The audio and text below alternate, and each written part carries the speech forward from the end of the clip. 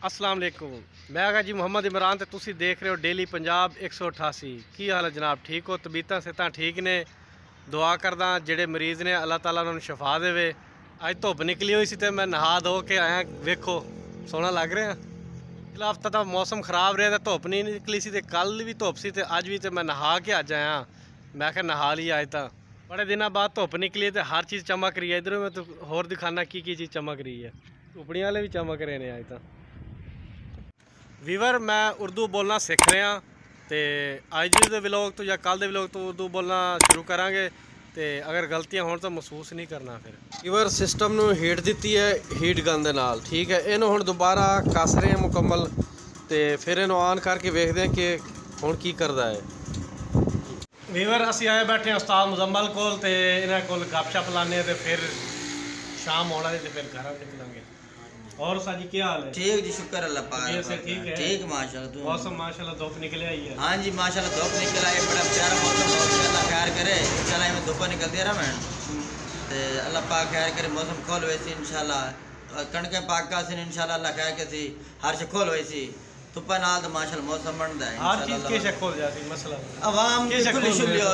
मैं कैसे नहीं खोलनी भैया, मैं जैसे खोलनी है वो तो सैदिल खुल दिए। दा पैकेज लाना सा जी यार व्हाट्सएप दा पैकेज है, फेसबुक दा पैकेज ला जे। ये उस्ताद दे काम देखो ते नेट दे पैकेज लवांदा है। पता नहीं कीशा वेख रहा है। किश वेखने यार, कुछ बंदा चलो वेख वूख लेंदा, राती रू राती कर लेंदा है। सिम केड़ी एक के दो? सिम दो। और ठीक हो? अल्लाह शुक्र है माशाल्लाह। 124 रुपए भी तेन थोड़े होंगे। हां जी 124 रुपए भाई है वेखे ना यार के मोबाइल ते कोई मैसेज आया पे जने तुस तारे पढ़े लिखे का कोई फायदा है यार। अनपढ़ यार कोई आदन कोई पैसे लभदे पे इमरान खान की तरफों या पता नहीं के बहन दे चोरी पता नहीं कूड़ मरेंदा या पता नहीं सच्ची गल है। कोई कार्ड बनते पैन जने या पता नहीं के होंदा पे है। कोई तारे पढ़े लिखे का फायदा है? वेखो चेक तो करो इन बड़िया। उस्ताद जी ओ लुटेरे मैसे कर देन। अच्छा को नहीं मिलते पे पैसे? अच्छा पैसे क्या नहीं मिलते? हाँ। मैं तो मैं जो सेव की थी मैं पैसे मिलते पे पैसे को नहीं।